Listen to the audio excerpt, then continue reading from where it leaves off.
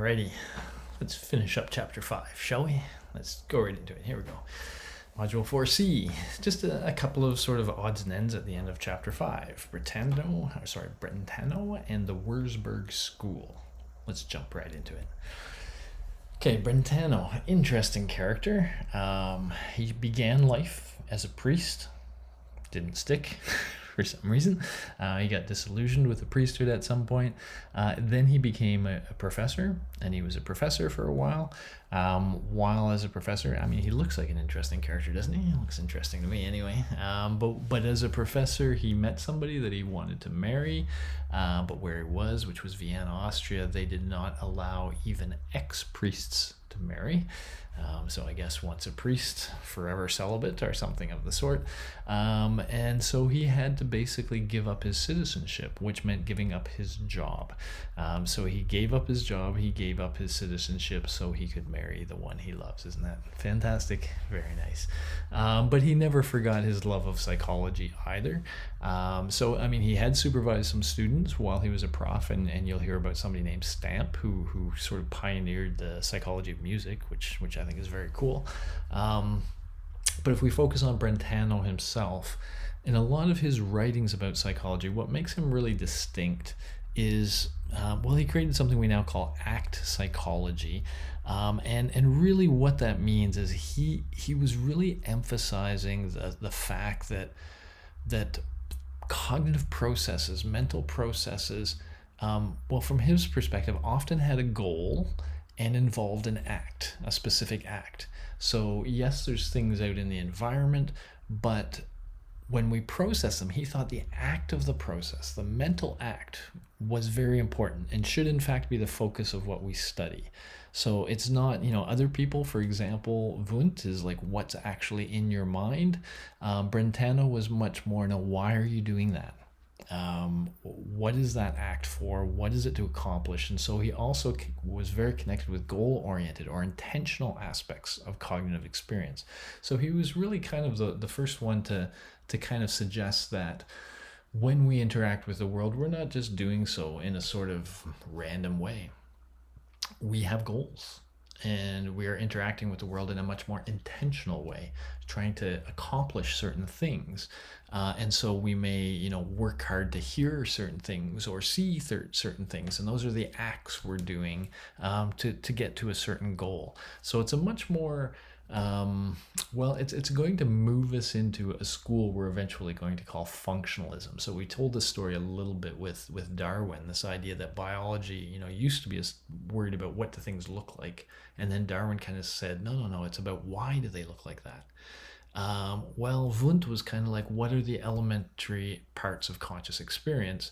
Brentano's like, no, why are we interacting with the world? What's the purpose? What's the system trying to accomplish? So again, much more about the processes of cognition, not just what things might look like in the mind.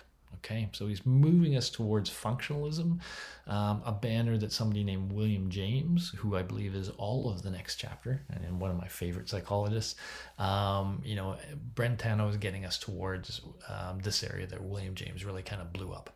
So he's an interesting character from that regard as well. Okay, again, just somebody to know. And then the chapter ends with the Würzburg School, and it kind of, I think, literally sort of begins with Wundt and then ends with the Würzburg School because of some of the differences in thinking that have happened. So Wundt, once again, was all about using introspection to get at the basic elements of experience, and which he thought could be built up. So these simple elements could be built up into more complex subjective phenomenon. But he thought you used introspection to find those simple elements, the periodic table, as it were. That was his goal. Now, the Würzburg School, there are about 4 or 5 psychologists at the University of Würzburg in Germany who started using a form of introspection to study much more complex mental phenomena. They weren't just looking for the simple stuff. They were trying to go after more complicated stuff, like mental arithmetic, let's say, the processes we use to solve mathematical problems. And so first of all, let me walk you through it. So first of all, retrospection. Rather than introspection, they were worried that while you're watching something, you would have all these biases come into play, and they thought there was a better, different way to do this, which they called retrospection. And I can give you a sense of it in this little game that they talk about in the textbook, which is the following. I want you to think of a number from 1 to 10. I will think of a number from 1 to 10 as well. When I tell you my number, I want you to immediately add those two together and tell me what their sum is. Okay, so let's just try that right now. You think of a number between 1 and 10. I'll think of a number. Okay, you got your number. I got mine. I'll give you mine. 7. So add that to yours and tell me what the sum is. Okay, now, what was going through your mind when you did this? Okay, so that's the retro part, right? So they would ask people to do some process first, and then they would ask them to kind of look back on what was going through their mind when they did this. And they might ask them sometimes to add numbers as we did, or multiply, or divide, etc. The interesting finding they highlighted was that people just couldn't do this. They said they didn't know what was going through their mind. They got the number, right? They could tell you what the sum was, but they didn't feel like anything happened in their mind. It's just like the answer came to them. Let me give you a harder one, and we can do it in real time. Let's say 4 times 6 equals. Okay, remember back in the day when you used to say, well, that's 4 times 6 is like 6 plus 6 plus 6 plus 6, and you used to go through all this mental stuff, whereas now it's just like 24. It just comes out of nowhere. And so the Würzburgs talked about those as imageless thoughts, that whatever thought produced that number, you don't have access to it. You just get the number.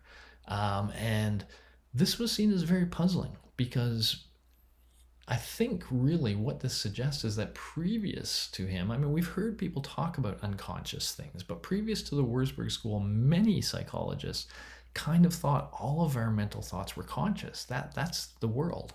And what they suggested is that, no, there's thinking that happens that we cannot get access to.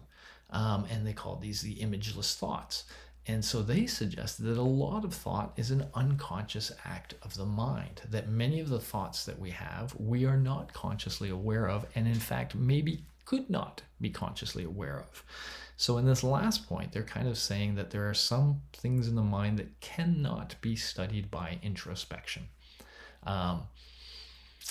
which is the beginning of the problem with Wilhelm Wundt, right? Because that was his technique, and now by the Würzburg school would actually be the right way to say it, but the Würzburg school, we are starting to see some critique of that, that there are limitations, and people were worried about the biases and all this kind of stuff, but the Würzburgs are basically saying it's not even that. There are some things this technique will never be able to show you, and so obviously, that's a problem for the introspective technique. All right, so that's kind of at the end of chapter 5, which was really the birth of psychology, right? So we're really, Wundt was the birth, and now we're into this part. Where we're going to move to is William James. Let me just confirm that. Let me flip my next chapter. Yep, William James is our next chapter. Fascinating character. He's not very experimental, as you'll see. He's almost a throwback. But he's kind of changed the way we do psychology in various ways, and he's a very interesting guy too. So let's get to James next time, but that's it for chapter 5. Thank you very much. I will be back to you with chapter 6 next. Later, guys.